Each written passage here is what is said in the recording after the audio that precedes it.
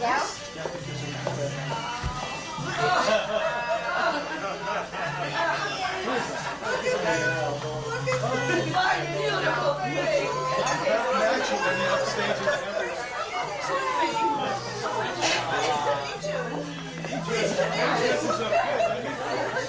Pleased to meet you. I'm your father. How are you? Oh, good. I'm fine. Nice to see you. Yeah, you're okay. Yes. He's precious. He's precious. How are you, darling? You look good to see you. Talking to Mother. Adorable.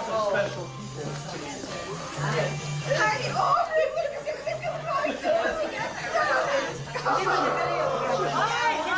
how are you?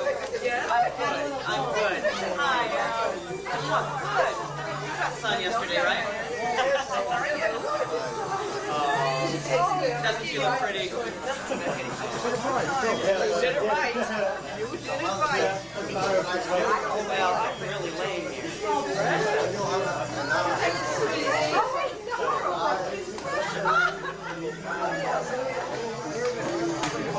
On that table back there, there's a... To my son. Let me meet, where is she? Well, how much do you want? Hi. How are you? How are you? You're as beautiful as everyone says. Whatever they said about me.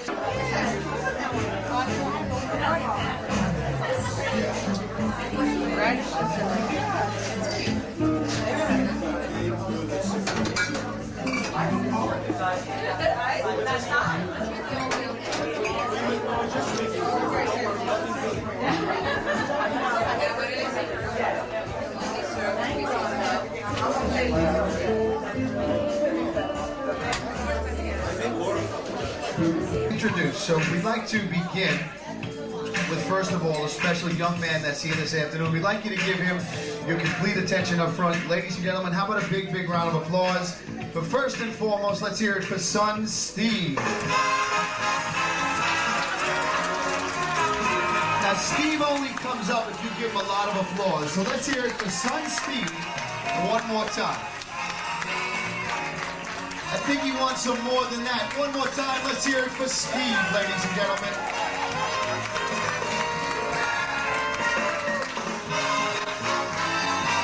Okay, when you're good and ready, we'd like you to give him your complete, undivided attention right out here in the front of the room.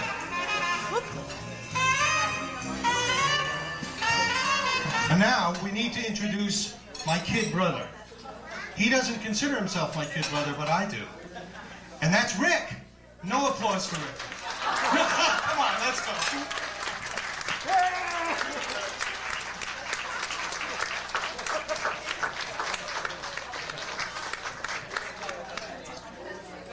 We have a sister, right? Where did that?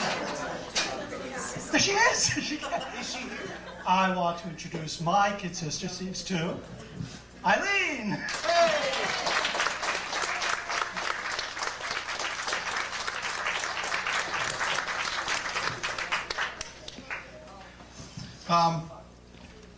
When Mother told us that this was going to happen,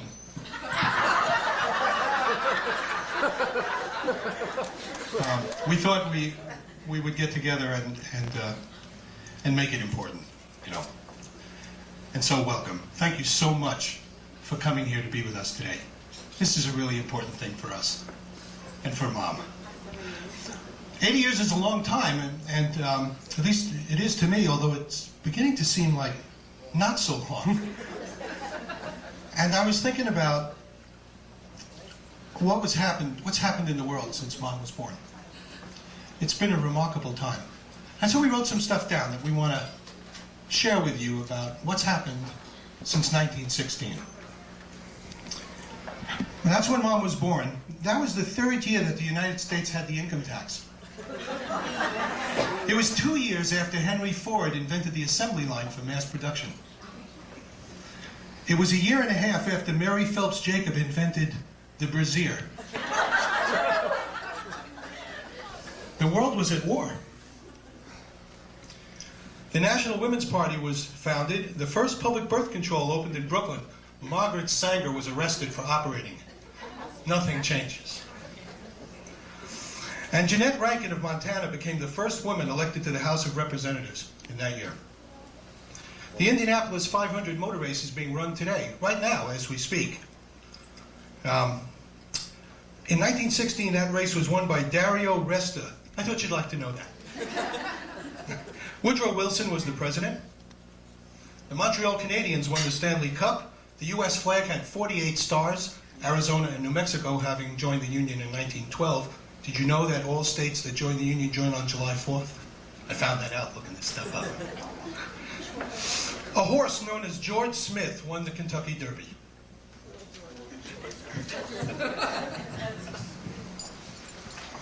When our mom was 15, it was 1931. We were in the Great Depression. Vaudeville was just beginning to die, killed off by talking pictures and radio. The British Empire became the British Commonwealth. Yes. In that year, the Owens Illinois Glass Company invented fiberglass. Jacob Schick invented the electric razor. And Vladimir Zworykin invented the cathode ray tube for the transmission of something he called television. Mom was 15. The middle kid always goes last. As is And rightly so. Nothing changes. When Mom was 27, it was 1943. Our population was moving from the farms to the great cities in numbers. In 1943, streptomycin was discovered.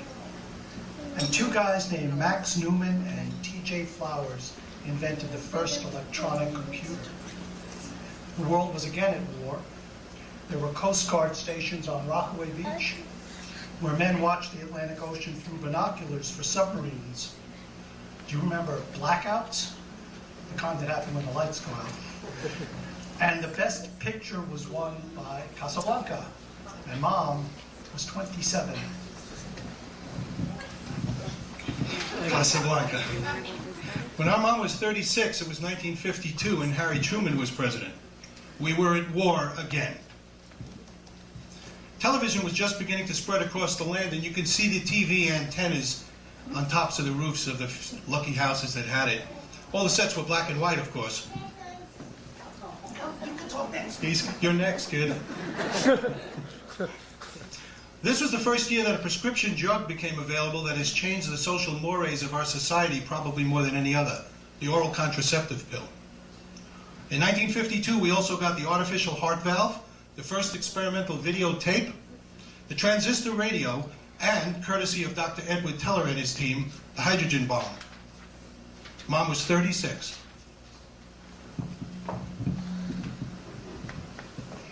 When our mom was 47, it was 1963. John F. Kennedy was assassinated. Do you all remember where you were? Rock and roll ruled the radio and the record stores. Hair was getting longer, women were getting angrier, and we were again at war. The audio cassette tape was invented, marking the beginning of the end for the flat black vinyl discs we called records. And Mom was only 47. Okay, Luke, read. I gotta see this. We've been working on this for weeks. Smart kids are out there. When Mom was 53, it was 1969. On a hot July night, we sat in front of our TV sets and watched Neil Armstrong step onto the surface of the moon. You're almost there. Almost there. 1 month later, my nephew Mitch was born. He has never known a day of his life when human beings had not traveled to other worlds. And Mom was 53. When Mom was 61, it was 1977. We were not at war, but we had the hostages in Iran. The space shuttle was launched by NASA. President Carter pardoned 10,000 Vietnam War protesters. The National Women's Conference was convened in Houston. The New York Yankees won the World Series, beating the Brooklyn Dodgers 4-2, by the way. Mom was 61, and oh, we lost Dad that year.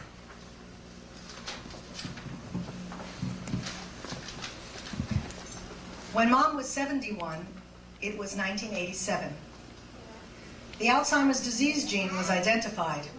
Nothing personal. It's just here. Told me to say that. Pointing the way to future control of this miserable disease. The Iran-Contra affair dominated public attention. President Reagan appointed a commission to study the AIDS crisis.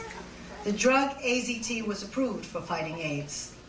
A Clean Water Act was passed over a presidential veto, and Cher was named Best Actress for her work in Moonstruck. The New York Giants beat the Denver Broncos to win the Super Bowl. I'm the good one. I won't say it. They're so competitive. And now it's 1996. Mom is 80 years old. Birthday. The Soviet Union is gone, and it's possible to buy a car that is more comfortable than your house. TV has 300 channels, and we send bunches of people into space, and they hang in a vacuum 200 miles above the Earth in temperatures of 300 degrees below zero, and they do useful work. And we hardly notice it. Let him go. To be really with it, you have to have a street address, a phone number, a fax number, an email address, and a homepage on the World Wide Web. The rich are still getting richer, and the poor are still getting poorer. Mom's lifetime has so far been the most remarkable time in human history. The changes have been astonishing. That's the way it is. Some things change, things don't. And the best one of those things is the affection and love we have here today being expressed by family and wonderful mother. Would everybody rise, please?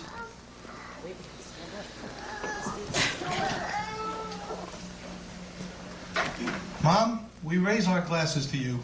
This one's for you. You're here. Oh, she's going to cry. I can tell. I want to take a moment to acknowledge two other people who helped make this event happen. In just about everything I personally do, you can be very sure that the wind beneath my wings is the woman who I like to call the Incredible Joan. I got really lucky when I met her, and even luckier when she decided that she would marry me after all. This is my wife, Joan.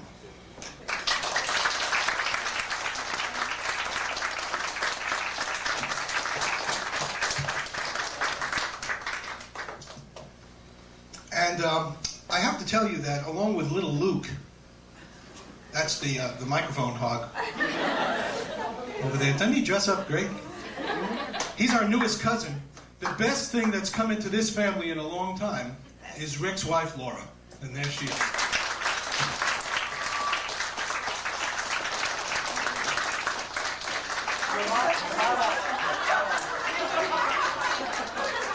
It's the older brother.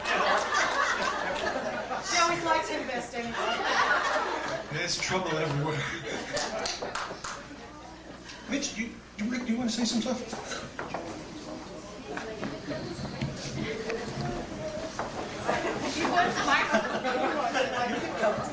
Come on up and you can say something. Say happy birthday, Grandma.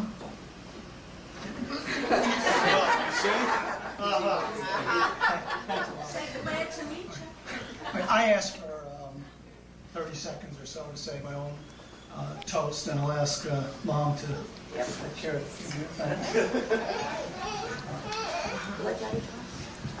First of all, thank you everybody for coming today and making this a really special day for all of us. I was introduced to the concept of the O birthday by, I think, you folks. And I told my mother on her 70th birthday, where I first heard of O birthdays, that today, her 80th birthday, it's actually Tuesday, there would be another O birthday.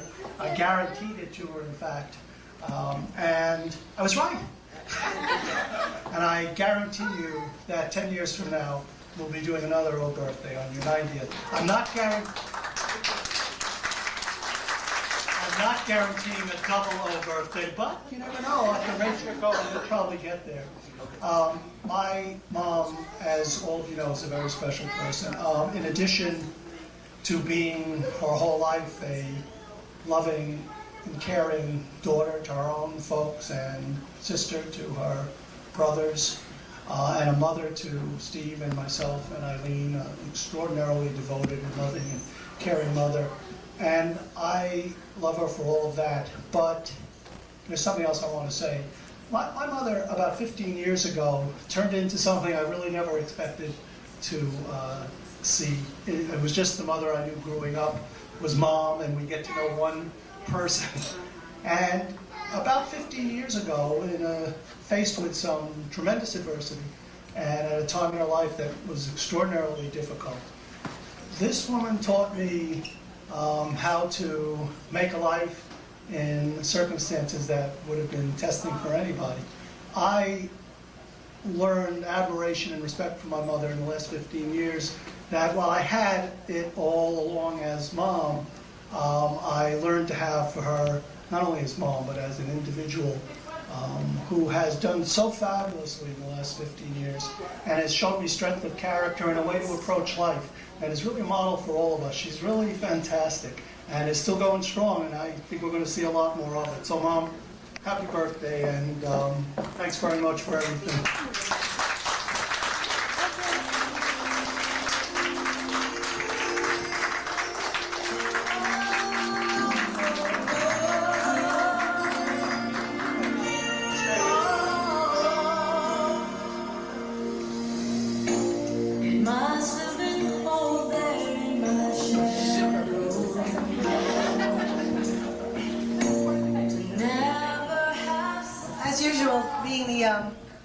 Being the youngest, they take all the good stuff.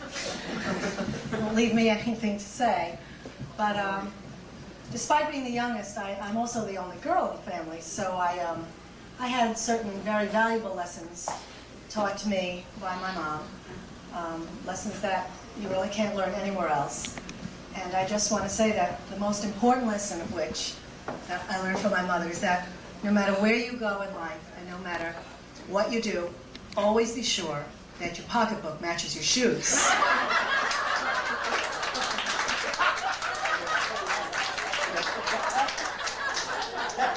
And now these many years later, with thousands of dollars worth of matching shoes and purses, she's finally told me it doesn't matter.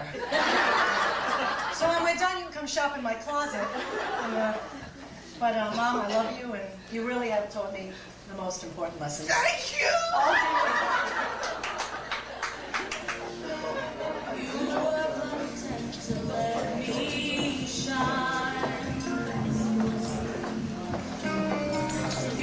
Oh, this is the one who wanted to come over to me instead of to her own husband. Finally figuring this out. Well, first of all, happy birthday, sweetheart. Thank you, dear. I don't know if anyone has mentioned this, but doesn't Adele look beautiful today? Like all girls, she worried about this for months. We all breathed a sigh of relief when this dress appeared. Yes, thank you. Thank you for worrying. It all worked out. You look absolutely gorgeous. Thank you.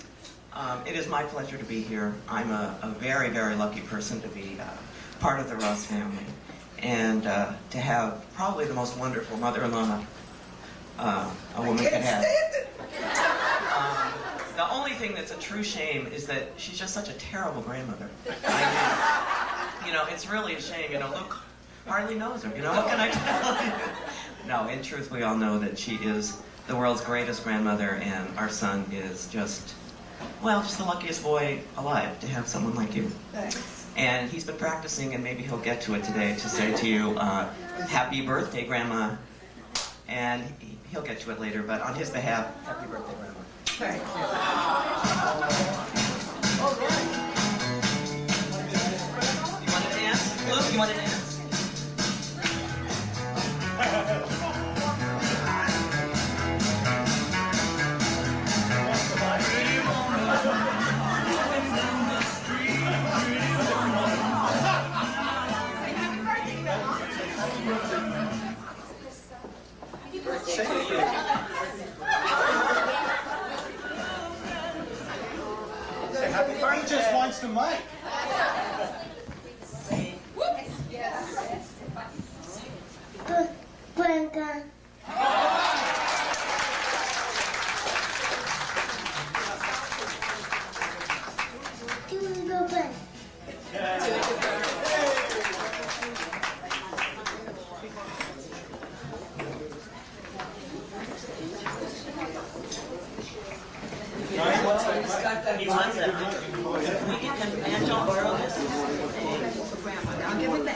Well, I'd like to thank 4 people for starting some things. One of the people can't be here. This lady